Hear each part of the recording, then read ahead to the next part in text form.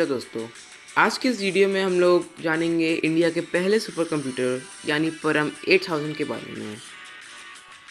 इसी super computer ने USA के सुपर कंप्यूटर्स को नीचे दिखाया था। ये कहानी स्टार्ट होती है तब यूएसए की एक सुपर कंप्यूटर बनाने वाली कंपनी जिसका नाम क्रे था, उससे इंडिया सुपर कंप्यूटर्स लेती थी।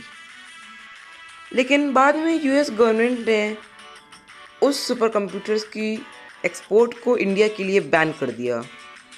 ड्यूरिंग 1980 यूएसए और कुछ यूरोपियन कंट्रीज़ ने ये सुपर कंप्यूटर बना लिया था, लेकिन उन सबको डर था कि अगर ये टेक्नोलॉजी इंडिया के पास चली गई तो वो इसे सैटेलाइट्स और न्यूक्लियर वेपन्स बनाने के लिए यूज़ करेंगी रादर दैन कि वो उसको वेदर फोरकास्ट के लिए यूज़ करें।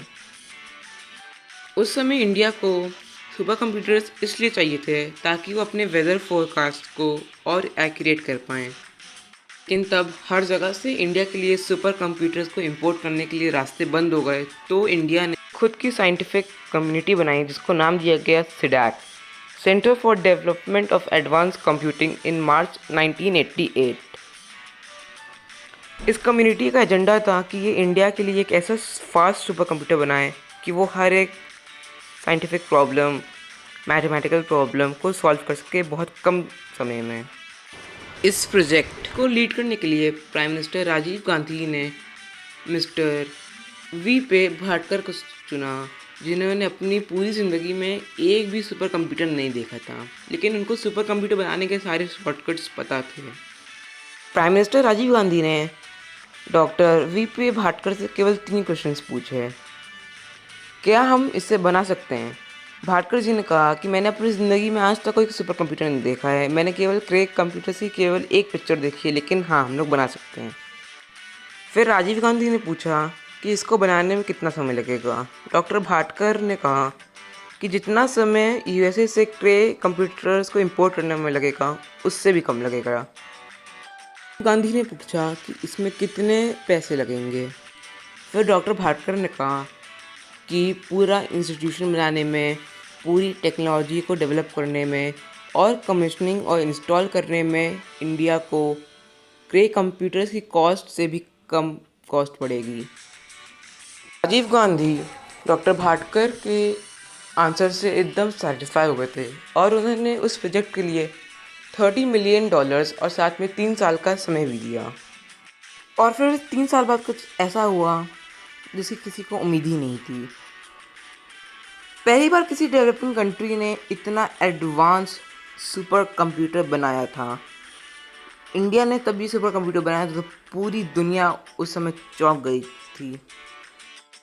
तब पहली बार इंडिया ने अपना सुपर कंप्यूटर बनाया था तो किसी भी कंट्री को विश्वास नहीं हो रहा था कि एक डेवलपिंग कंट्री ने खुद का इतना एडवांस सुपर कंप्यूटर बनाया है।